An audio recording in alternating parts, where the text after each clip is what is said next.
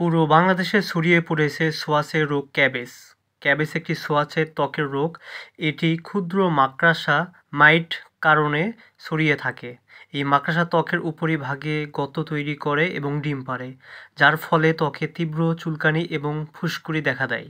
এর লক্ষণ তীব্র চুলকানি, বিশেষ করে রাতে চুলকানি বাড়ে, ফুসকুড়ি, ছোট ছোট লালচে দানা বা ফোস্কার মতো দেখা যায়, গর্তের চিহ্ন, ত্বকের উপর ছোট আঁকাবাঁকা ধূসর সাদা রঙের সরু রেখা যেতে দেখা যায়, যা মাকড়সার তৈরি করা গর্তের মতো। স্ক্যাবেজ সাধারণত স্থানগুলি হয়ে থাকে আঙ্গুল বা পায়ের মাঝে, কবজি, কনুই ও হাঁটুর ভাঁজে, বগলের নিচে, কোমর, নিতম্ব। ক্যাবেজ অত্যন্ত ছোঁয়াচে এবং সরাসরি চামড়ার সংস্পর্শে আসা অথবা আক্রান্ত ব্যক্তির ব্যবহার করা কাপড়, বিছানা ইত্যাদির মাধ্যমে ছড়াতে পারে। যদি আপনার মনে হয় ক্যাবেজ হয়েছে, তাহলে একজন ডাক্তারের পরামর্শ নেওয়া উচিত। ডাক্তার সাধারণত শারীরিক পরীক্ষা, প্রয়োজনের ত্বকের নমুনা নিয়ে রোগ নির্ণয় করতে পারে। স্ক্যাবিজের চিকিৎসার জন্য বিশেষ ধরনের ক্রিম, লোশন পাওয়া যায়, যা মাকড়সা এবং তাদের ডিম ধ্বংস করে। পরিবারের সকল সদস্য, ঘনিষ্ঠ সংস্পর্শে আসা ব্যক্তি একই সময়ে চিকিৎসা করানো উচিত, এমনকি তাদের লক্ষণ না থাকলেও।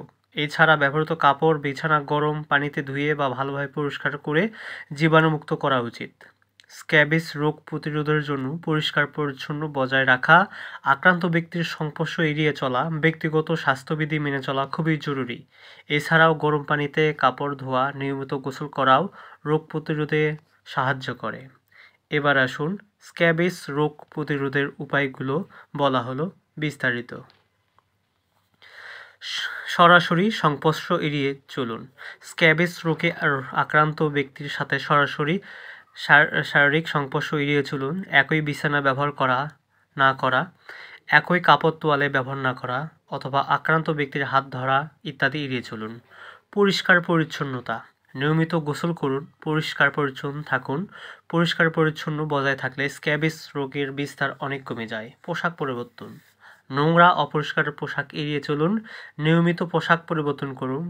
গরম পানিতে কাপড় ধোয়া এবং রোদে শুকানো ভালো।